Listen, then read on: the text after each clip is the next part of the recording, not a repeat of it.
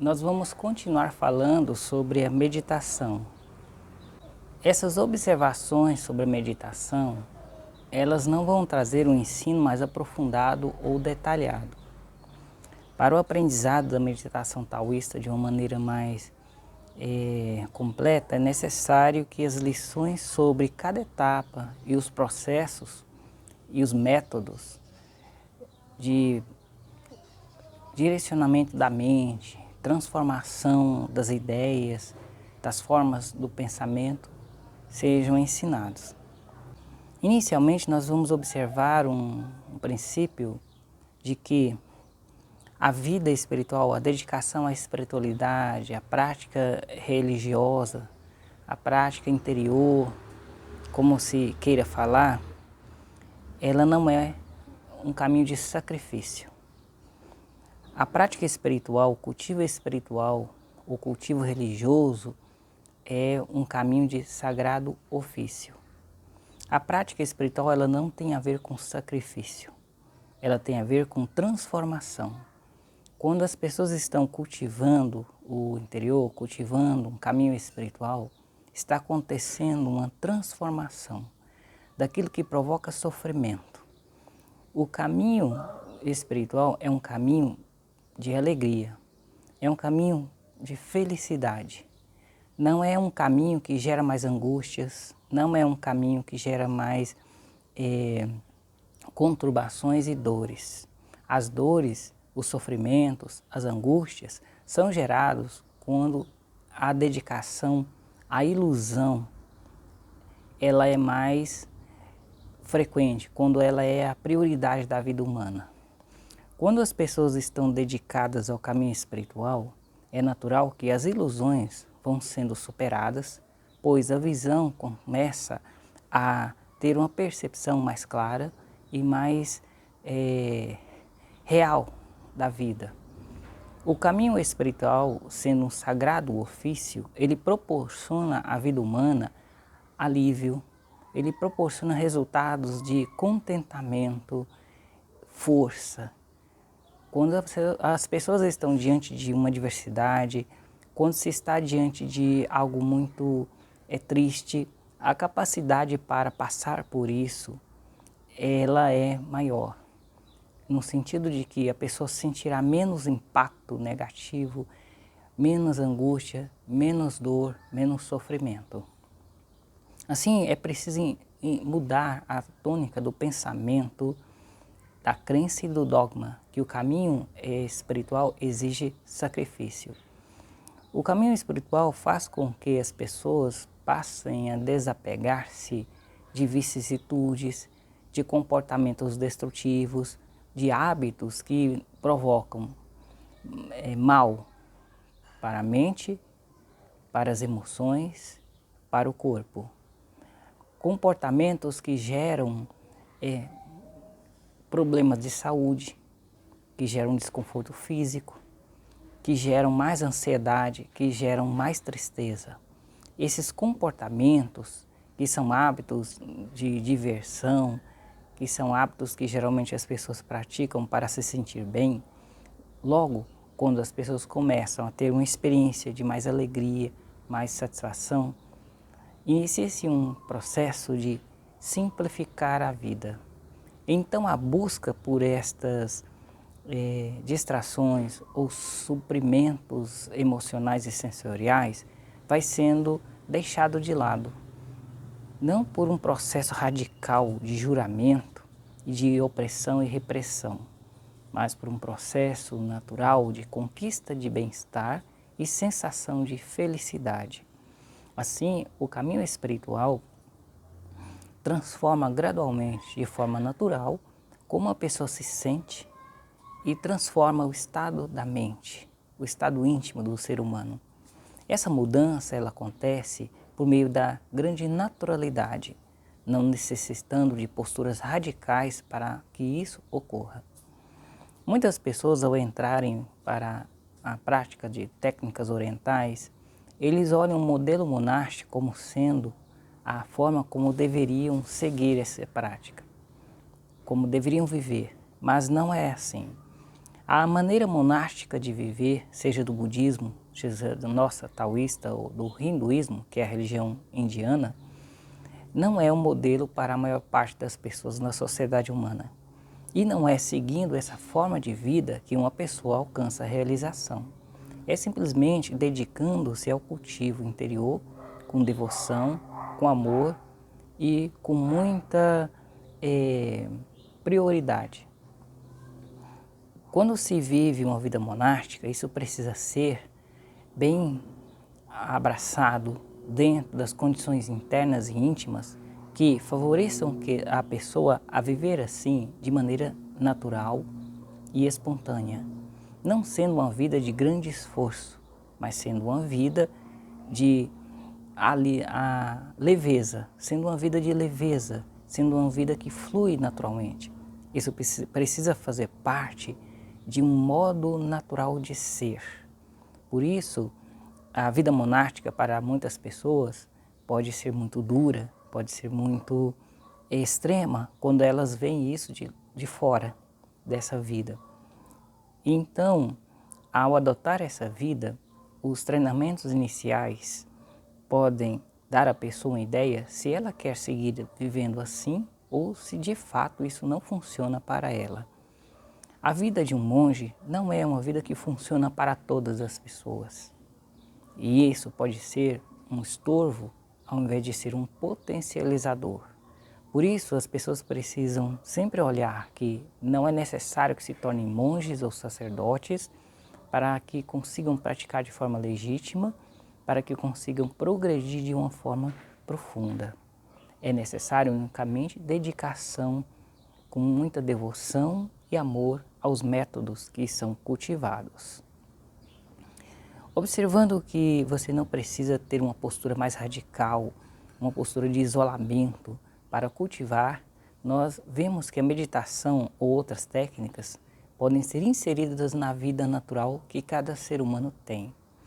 Quando uma pessoa insere suas práticas na sua vida particular natural que ela tem, e ela percebe que não precisa se sacrificar, mas simplesmente seguir o fluxo do Espírito, que vai preparando-a e que vai tornando-a uma pessoa mais alegre, mais leve, mais feliz, essa pessoa percebe que a espiritualidade não é algo distante do mundo, mas é algo que está no mundo. Não é alguma coisa que vai afastá-la do mundo e da sociedade, mas é algo que a fará se sentir integrada a tudo. Assim, a espiritualidade, ela não separa e não afasta, mas ela integra e une. Tendo observado que o cultivo espiritual não é de sofrimento, de angústia, ou provações, como muitas pessoas dizem, mas sim um caminho de alegria, satisfação e leveza, vamos observar um ponto a mais sobre a meditação. A meditação taoísta, nós observamos dos vários fundamentos que necessitam ser ensinados, nós observamos os três Santiao, os três fundamentos, Santiao. Nós observamos Jiao Shen, como nós precisamos conduzir o nosso corpo, como nós organizamos o nosso corpo no momento da meditação. Seja sentado em uma cadeira, seja sentado de pernas cruzadas no chão, ou seja nas posturas de técnicas deitadas especificamente. Também nós precisamos observar o fundamento de Jiao Si, que é se referir à respiração. Os métodos e técnicas de respiração no início da prática da meditação são muito importantes. Quando há um avanço, eles precisam ser deixados, porque a partir dali, essa ferramenta, esse instrumento que facilita, passa a desenvolver obstáculo e limitação. Jiao Xin tem a ver com a mente, coração. Tem a ver com técnicas e métodos que você vai utilizar para gerenciar a mente no momento da meditação.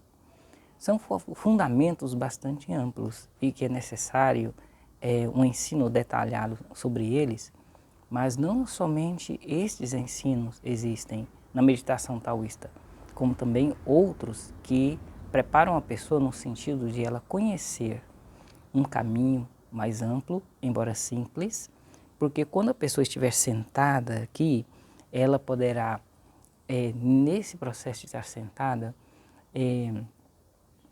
exercitar, se direcionar internamente com esses métodos diversos e então conseguirá progredir na meditação.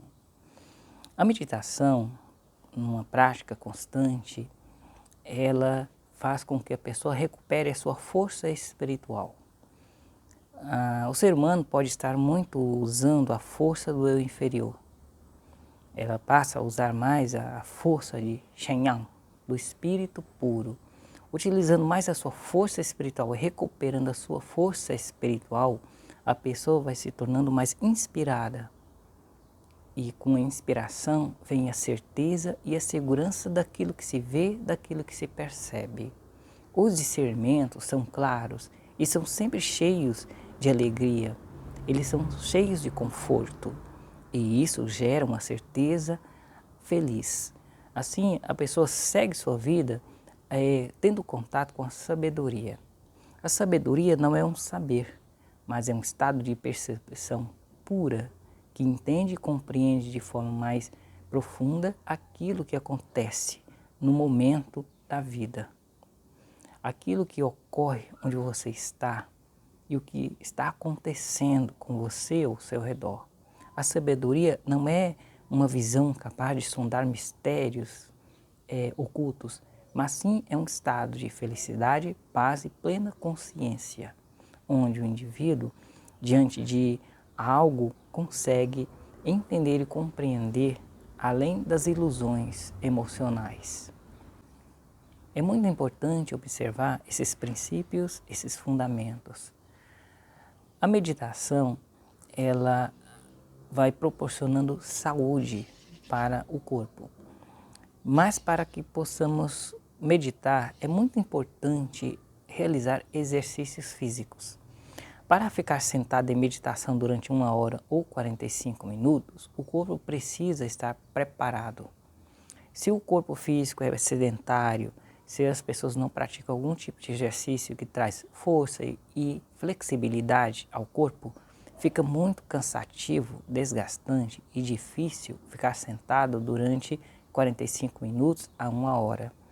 Por isso é muito importante realizar exercícios físicos que tragam flexibilidade ao corpo e que também tragam força muscular ao corpo. É muito comum as pessoas que estudam métodos chineses encontrarem uma história que havia em um mosteiro ao norte da China um monge chamado Damo. Damo vivia no mosteiro Shaolin e lá os monges eles estavam debilitados em sua saúde porque viviam praticando meditação sentada e como estavam fora de forma física, como estavam debilitados fisicamente, acabavam adoecendo. Essa história ela não condiz com a vida monástica, pois a vida monástica é uma vida de muita atividade. Os monges sempre estão trabalhando no mosteiro. O mosteiro não possui zeladores que vão varrer, que vão limpar, que vão consertar. São nós monges que temos a responsabilidade da manutenção física do mosteiro. Então, a atividade no mosteiro é de um trabalho físico que não existe tecnologias para facilitar esse trabalho. Quando você está em uma casa e você tem ali um tipo de equipamento que você vai lavar o chão dessa casa, isso facilita muito que isso seja limpo em menor tempo e com mínimo esforço. Em um templo, em um mosteiro, não existe uma tecnologia para facilitar a limpeza daquele lugar. Isso é tudo feito manualmente. Então os monges consertam, reparam, limpam, cozinham, constroem. A atividade física ela é constante. Assim, é contraditório dizer que os monges estavam vivendo mais sedentários, meditando, isso lhes provocava má saúde.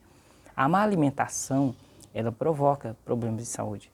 Muitos monges budistas, em uma postura mais radical, de tentar sublimar o corpo, de tentar superar o corpo, eles acabam praticando uma atitude de terem alimentos mínimos possíveis, ou ingerirem apenas um tipo de alimento. E isso traz muitos problemas de saúde ao corpo e prejudica a meditação.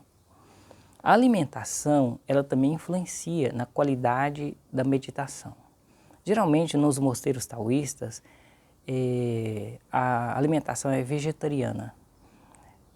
Independente da questão da alimentação vegetariana, não vamos conversar sobre isso, independente das noções sobre isso, nós vamos abordar que se uma pessoa tem uma alimentação que é muito pesada, uma alimentação com alimentos que são muito artificiais, por exemplo, isso faz com que o corpo tenha que dedicar muita energia para se desenvenenar, para se desintoxicar. Então, uma alimentação que é pesada demais, que precisa que o corpo utilize muito do seu Nei-Chi, da sua energia interna, isso prejudica o cultivo da meditação. Porque nós precisamos gerar mais Chi, purificar o Chi, elevar e fortalecer o Chi para que a meditação possa ter um bom rendimento. Então é muito importante olhar a alimentação para que ela seja sadia, quer dizer nutritiva, para que ela seja leve, não muito carregada e pesada, tendo que o organismo fazer um esforço grande demais para processá-la. Isso são modos de vida mais saudáveis, não são posturas de juramentos, mas sim uma direção e uma organização que possibilita um maior rendimento e progresso. Conseguindo trazer ao corpo força e flexibilidade, é possível se sentar por mais tempo. Sentando-se por mais tempo, se consegue de fato um aprofundamento na meditação e avançar nos estágios seguintes.